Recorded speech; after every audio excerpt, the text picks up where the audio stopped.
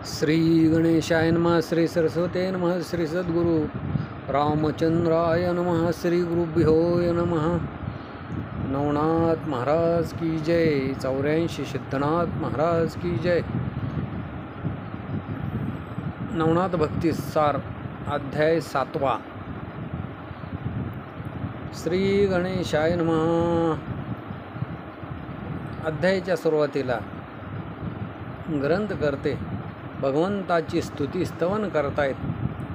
हे भगवंता, कमळाच्या पाकळ्यासारखे कमळासारखे डोळे असलेला, लक्ष्मीचा पती असलेला, निर्गुण निराकार पण भक्तासाठी सगुण साकार झालेला, रघुत्तम सूर्यकुळाचं भूषण असलेला, रावणाचा अंत करणारा रघुनंदना, हे भगवंता, हे प्रभू रामचंद्रा,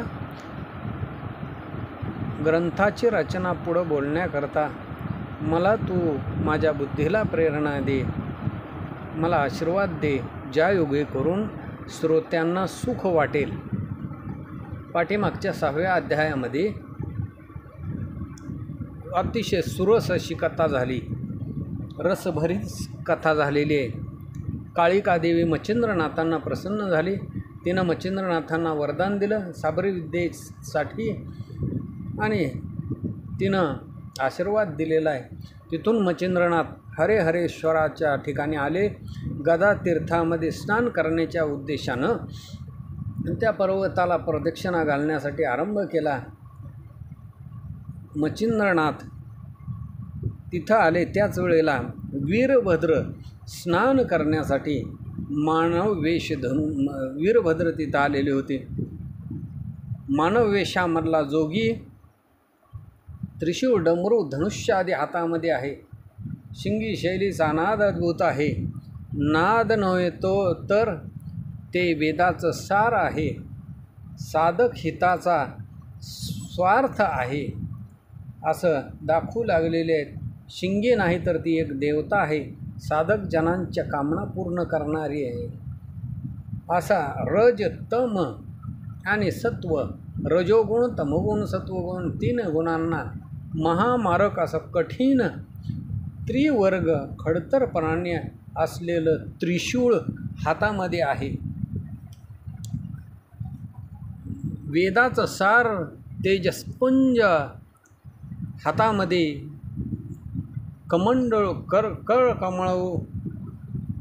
कमंडलू आहे। विशाळ असा डमरू हातामध्ये आहे।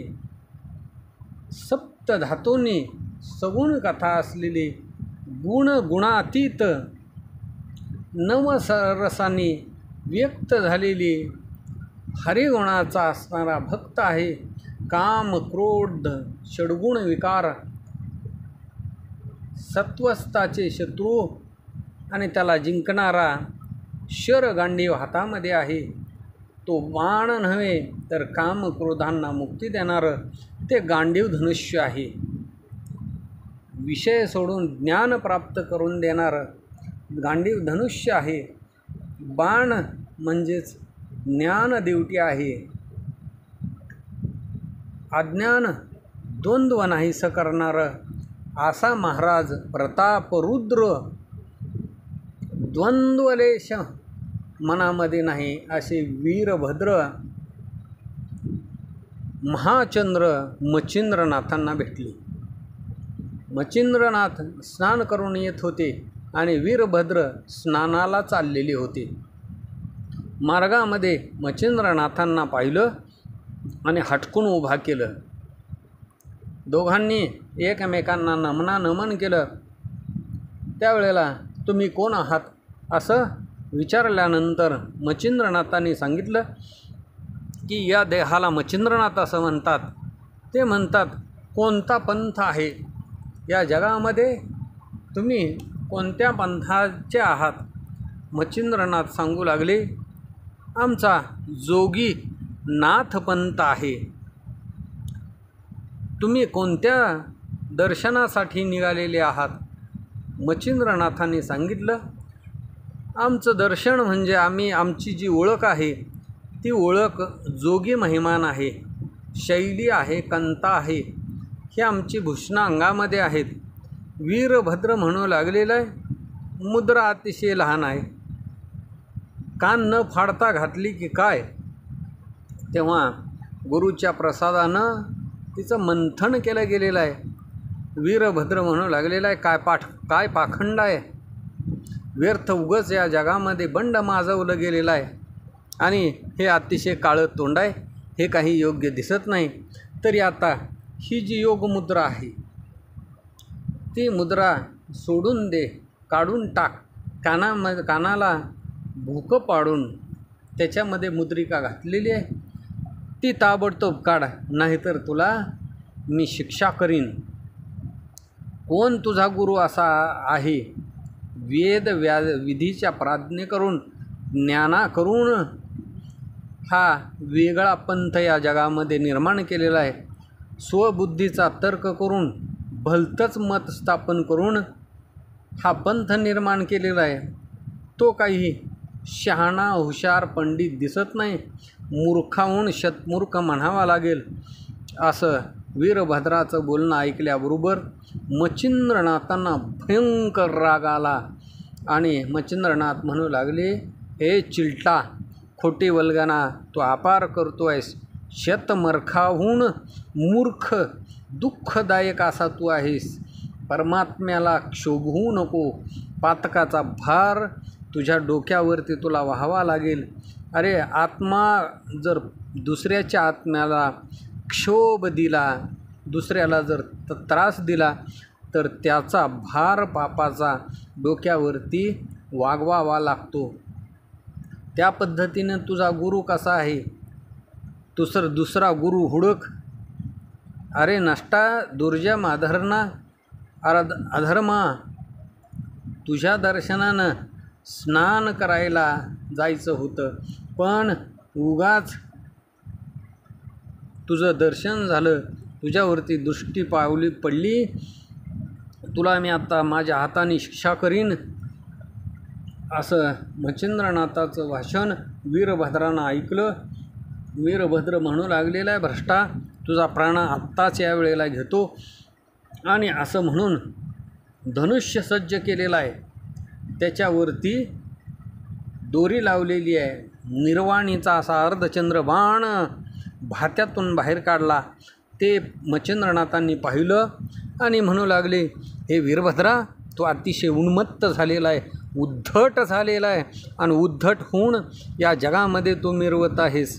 तू धनुष्यबाण सिद्ध करून सोंग दावू लागलेला आहे, पण हे बरं न होय, तुला याच वेळेला मरण येईल.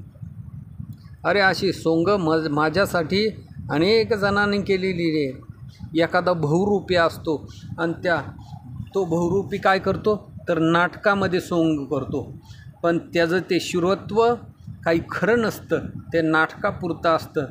एखादी शेळी आहे आणि त्या शेळीच्या गळ्यामधले जे लांब स्तन असतात त्याच्यातून कधीच दूध निघत नाही.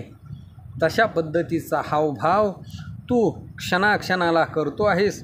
वीरभद्र म्हणू लागलेला आहे, हे मूर्खा ऐक, तुला आता मी यमलोक दाखवतो.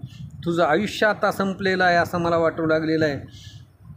तरी आता तुझ्या आयुष्याचा शेवट आलेला आहे. प्रत्यक्ष मी तुझ्यासमोर आहे.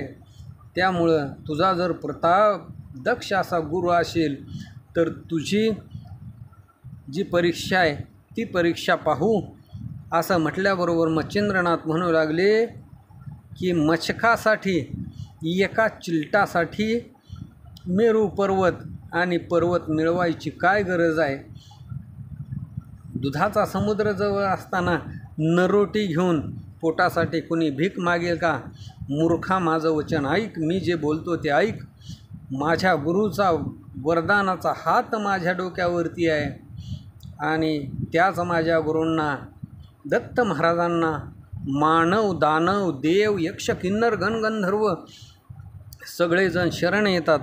तिथं हे बालका, तू अर्भक आहे, बालक आहे, तुझा तिथं काय पाड आहे. कशासाठी तू आपली भलाई वाढवतो आहेस, मिरवतो आहेस. महान सूर्य आहे आणि त्या महान सूर्याच्या उजेडामध्ये काजवा किती बी चमकला तरी त्याचा काही उपयोग नाही.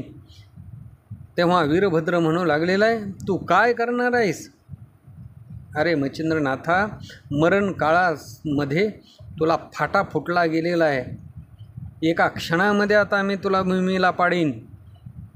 तुझ्या गळ्याभोवती काळाचा पाश मिरवू लागलेला आहे. आधीच तुझ्या आयुष्याचा नाश झालेला आहे आणि म्हणून मूर्खा तू हे असं बोलतो आहेस, असं वीरभद्रानं म्हटलं गेलेलं आहे. आणि धनुष्याला बाण लावला, अस्त्र लावलेलं आहे आणि वीरभद्र म्हणू लागलेला आहे, हे भ्रष्टा सावधान हो, राम मंत्राचा जल्प कर.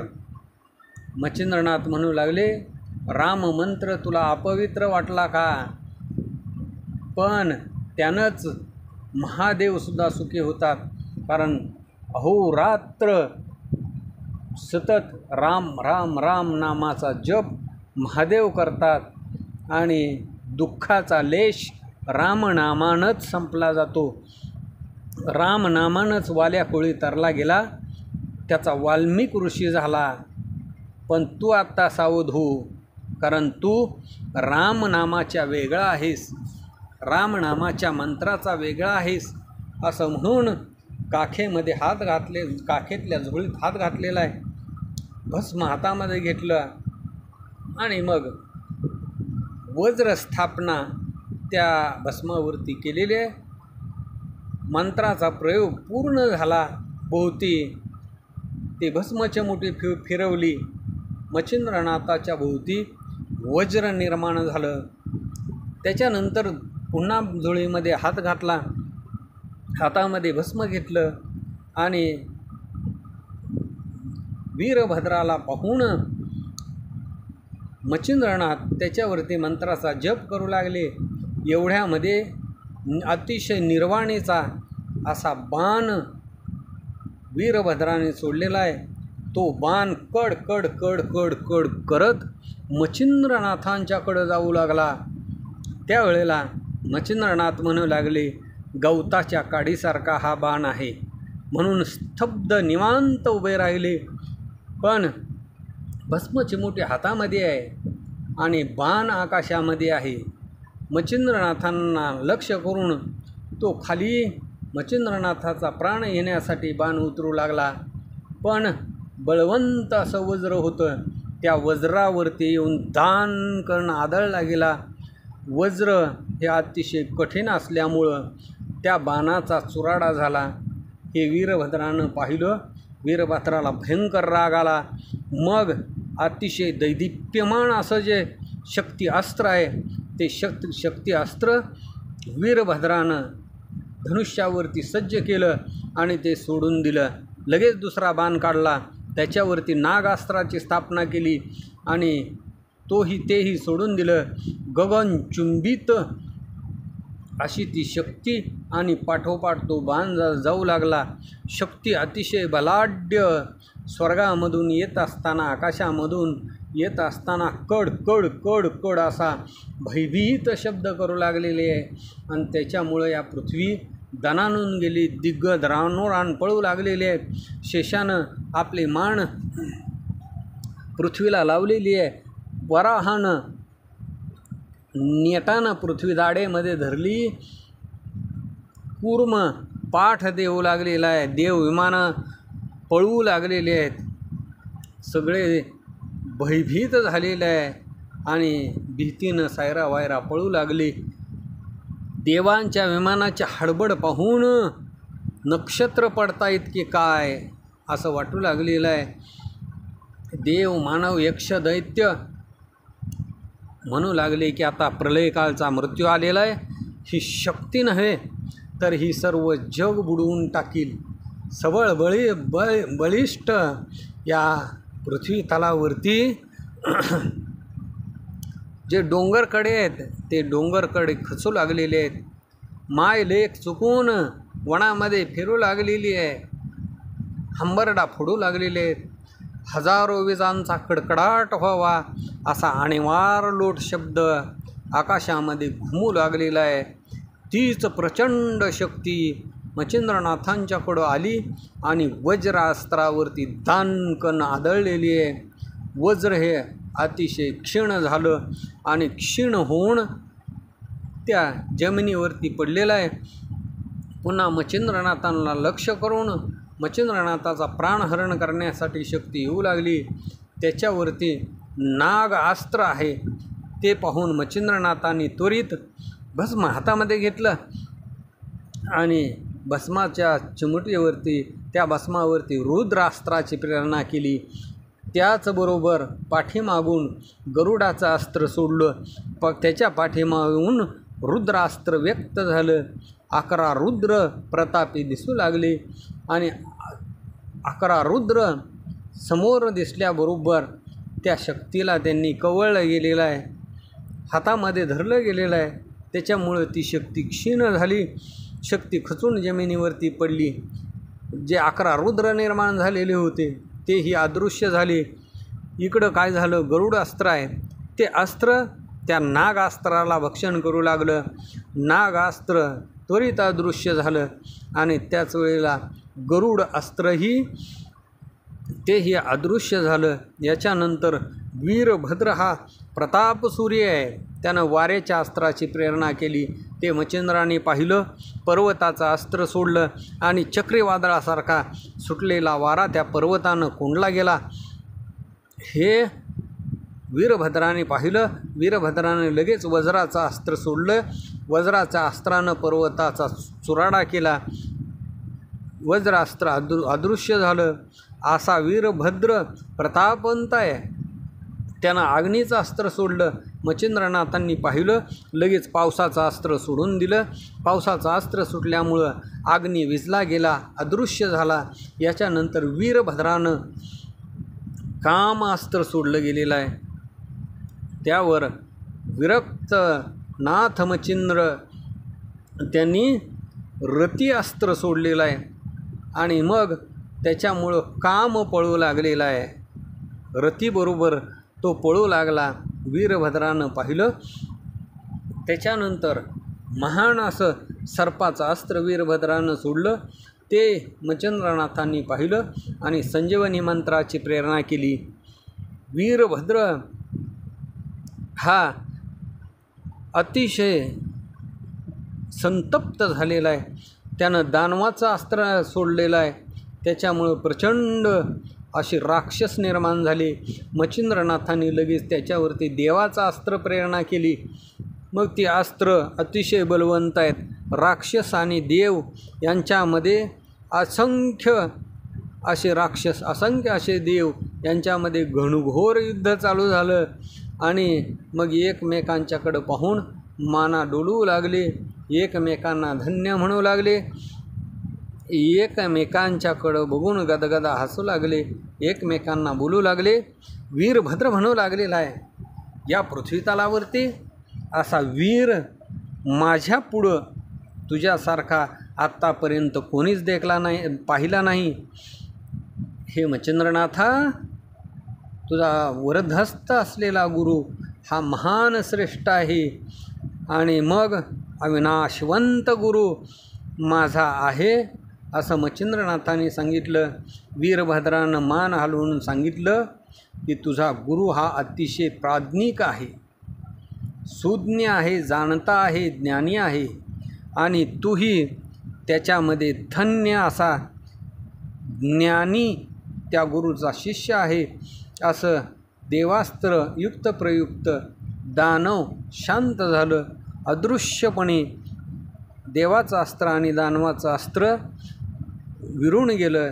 याच्यानंतर वीरभद्रानं ब्रह्मास्त्र सोडलेलं आहे. अतिशय पवित्र असं ब्रह्मास्त्र येत असताना पाहून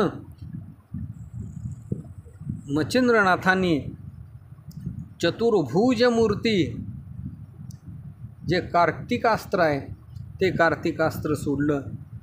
ते पाहून दत्त महाराजांचा वरदहस्त असलेल्या मच्छिंद्रनाथांनी त्याच्यानंतर स्त्री अस्त्र आकाशामध्ये सोडून दिलं.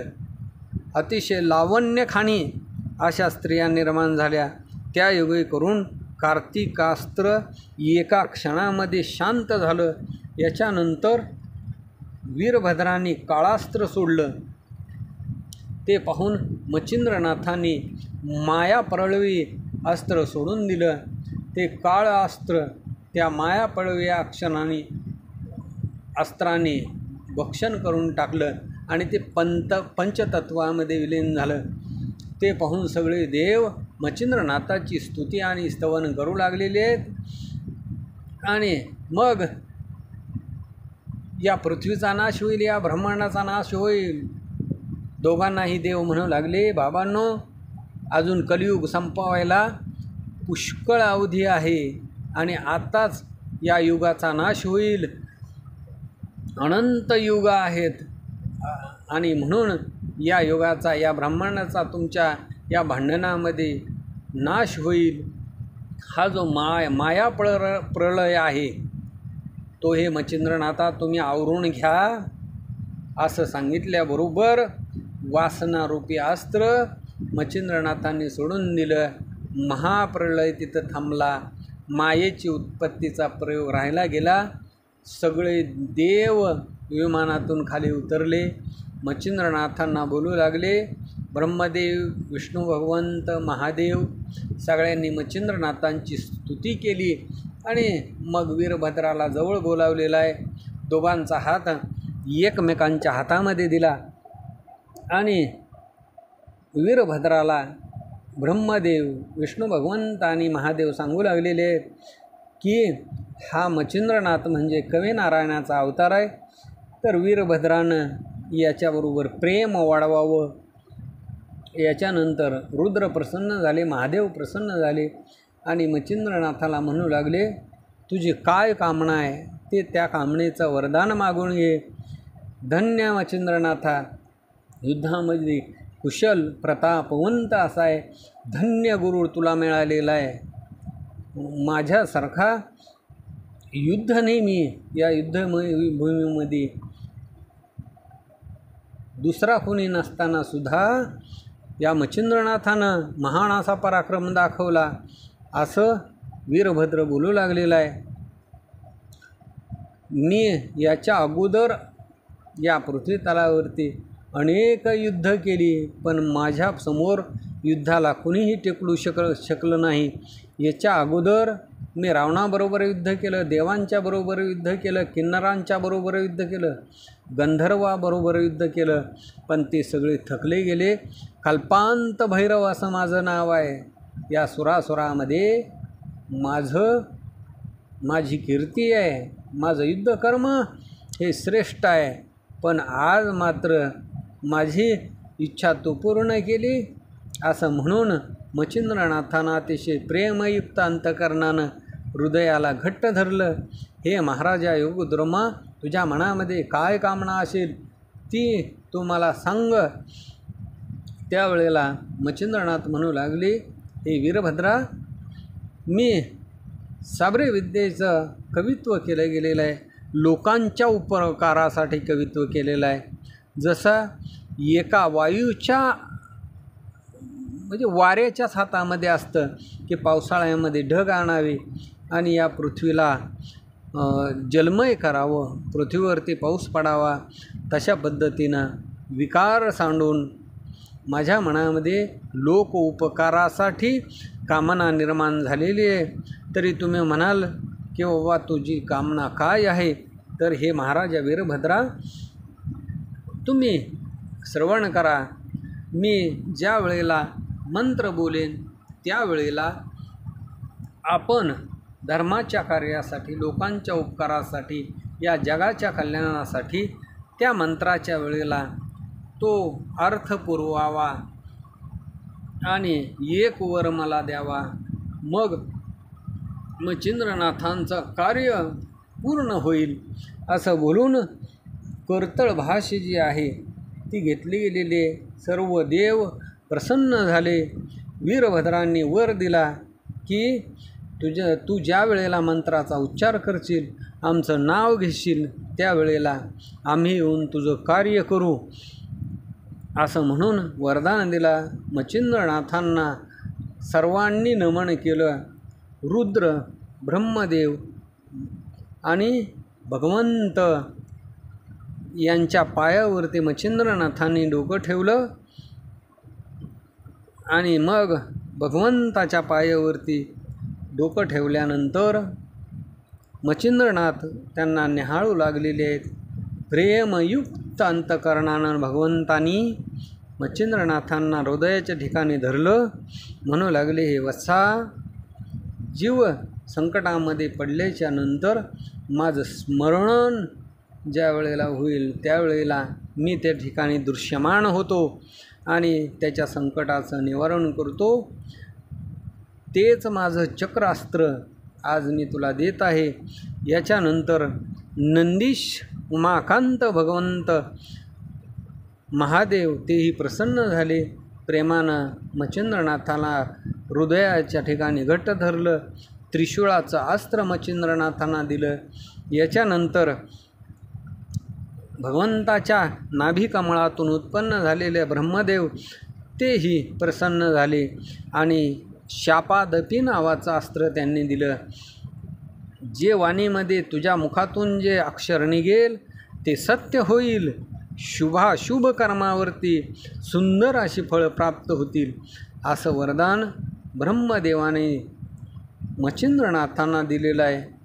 याच्यानंतर शुक्र आहे, त्या शुक्रानंही देवांचा राजा इंद्र आहे, त्या इंद्रानंही वरदान दिलं आणि इंद्रानं वज्राचं अस्त्र मच्छिंद्रनाथांना दिलं. याच्यानंतर देव कुबेर आहे, तोही उदार झालेला आहे आणि त्यानं ही सिद्धीच्या दाशी आहेत, ती सिद्धी मच्छिंद्रनाथांना दिली. वरुणाला नमन केलं, तोही प्रसन्न झाला आणि आप अस्त्र जे आहे ते पावसाचं अस्त्र दिलं. त्या मंत्राचा पाठ झाल्याबरोबर आपोआप या जमिनीवरती पाऊस पडेल, नद्या लोटून जातील, दाही दिशेला पाणी होईल असं सांगितलं. याच्यानंतर मच्छिंद्रनाथांनी अग्नीला नमन केले. अग्निदेव ही प्रसन्न झाले आणि त्यांनी प्रकट होऊन मंत्र अग्नी नावाचं अस्त्र दिलं. याच्यानंतर अश्विनी देवांना नमन केलं. अश्विनी देवांनी मंत्रमोहिनी दिली, वरदान दिलं आणि मग आपापल्या वाहनावरती सगळेजण बसले, सिद्ध झाले, स्वस्थानाला निघून गेले. मच्छिंद्रनाथांनी सर्वांना नमन केलं. त्याच्यानंतर मच्छिंद्रनाथांना देव म्हणू लागले की आपण स्वर्गामध्ये आमच्याबरोबर यावं.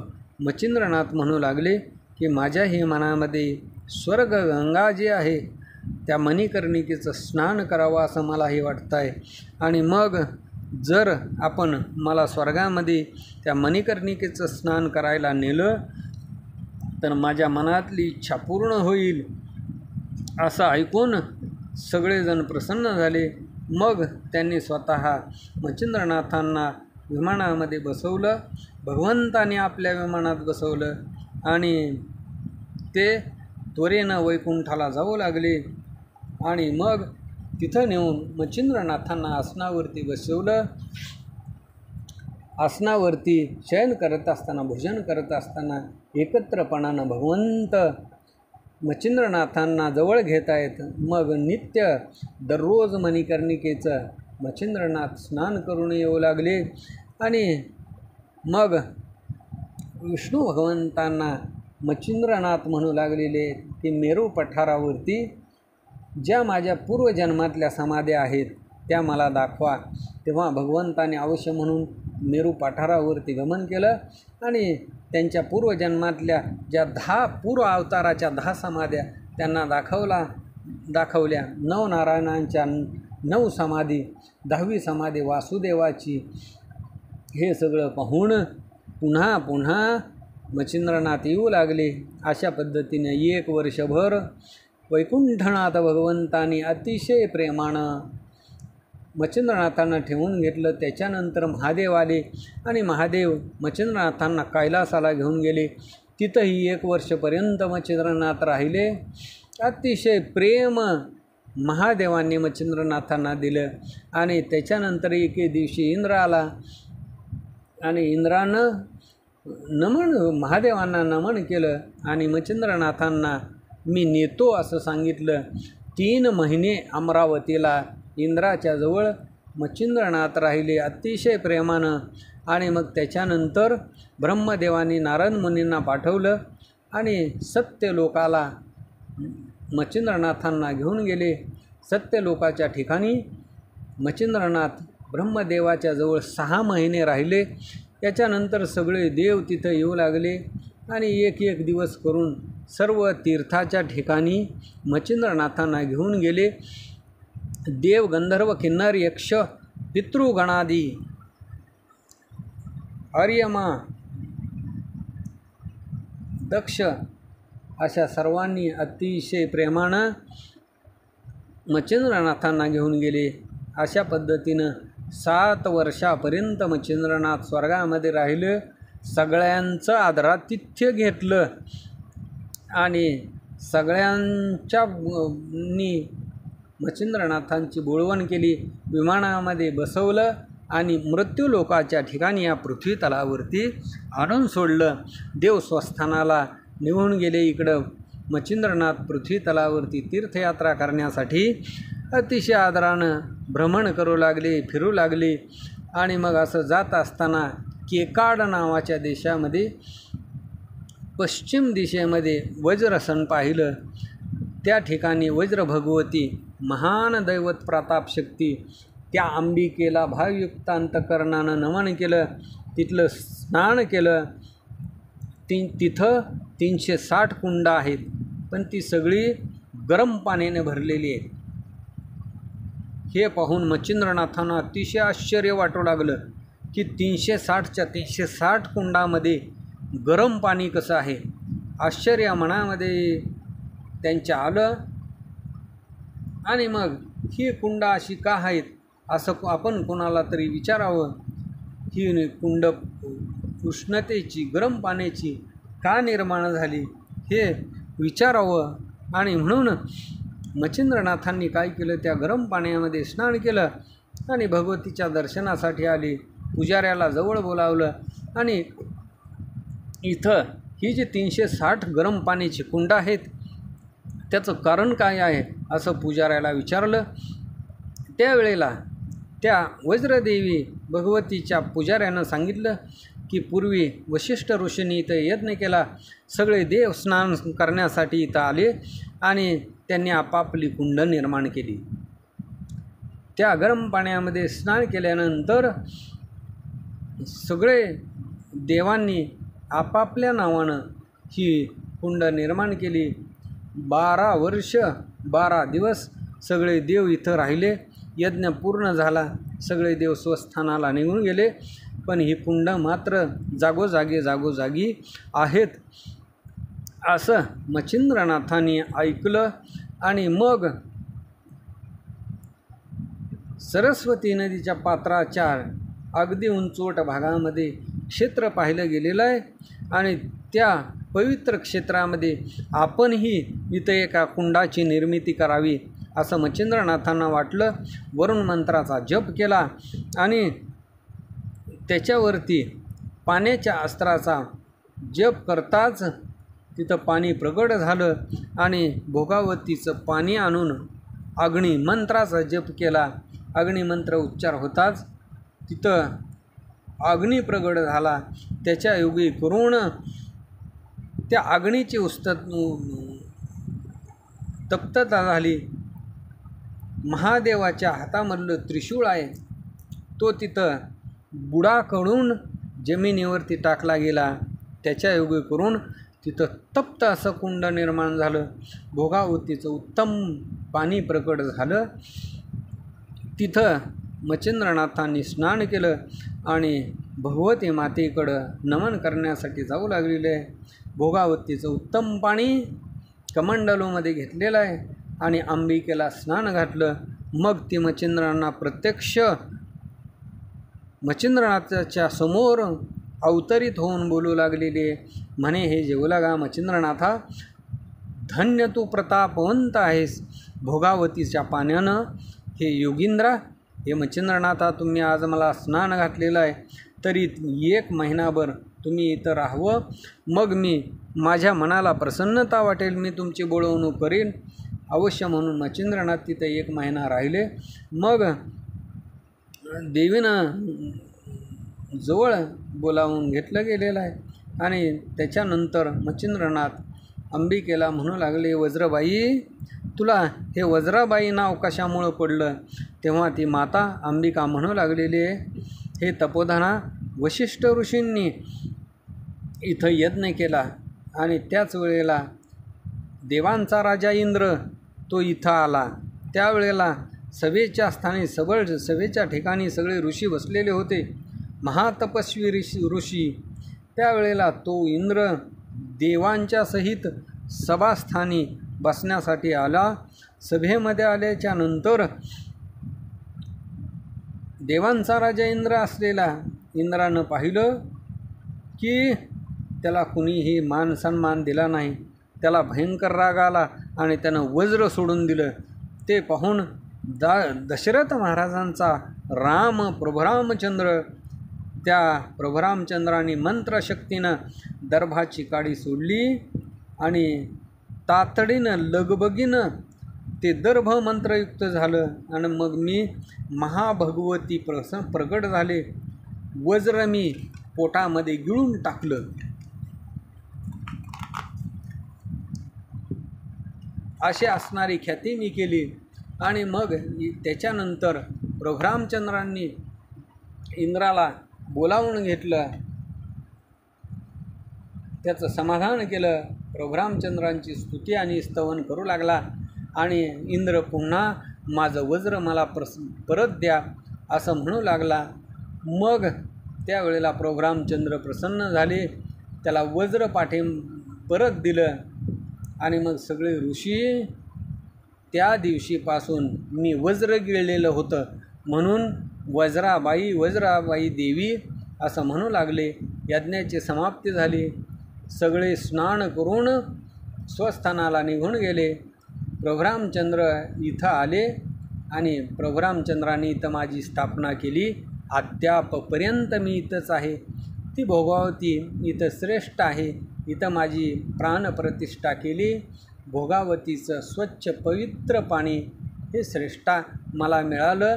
आणि आता आज तुझ्या हातून ते भोगावतीचं स्नान मला प्राप्त झालं.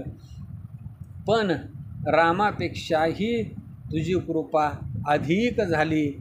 प्रभुरामचंद्रांनी गार पाण्यानं आंघोळ घातली, गार पाण्याचं स्नान घातलं, पण तो मात्र गरम पाण्यानं मला स्नान घातलेलं आहे. अखंडित असं पुण्यश्लोक भोगावती मला दिली गेलेली आहे. अशा पद्धतीचा संवाद झाल्याच्या नंतर 1 महिना संपला गेलेला आहे. नाथांनी परवानगी मागितली आणि उत्तर दिशेचा मार्गलक्षण करून प्रभुरामचंद्रांचं दर्शन घेण्यासाठी अयोध्येच्या मार्गाने जाऊ लागले. मच्छिंद्रनाथांनी द्वारा तीर्थ केलं आणि अयोध्येमध्ये पोचले. अयोध्या दर्शनाची कथा 8व्या अध्यायामध्ये अतिशय गोड, अतिशय रसभरीत अशी अतिशय सुरस ती कथा 8व्या अध्यायामध्ये आपल्याला ऐकायला मिळेल. स्वस्ती श्री भक्तिकथासार संमत गोरक्षकाविकेमेवार सदा परिसोत भाग्यचतुर. 7वा अध्याय गोडा. श्रीकृष्णार्पणमस्तु. शुभम भवतु श्रीरस्तु. श्री नवनाथ भक्तिसारा 7मा अध्याय समाप्त. पुंडलीकवरदे हरि विठ्ठल. श्री ज्ञानदेव तुकाराम. पंढरीनाथ भगवान की जय. नवनाथ महाराज की जय. 84 सिद्धनाथ महाराज की जय. अवधूत चिंतन श्री गुरुदेव दत्त. वासुदेव हरी.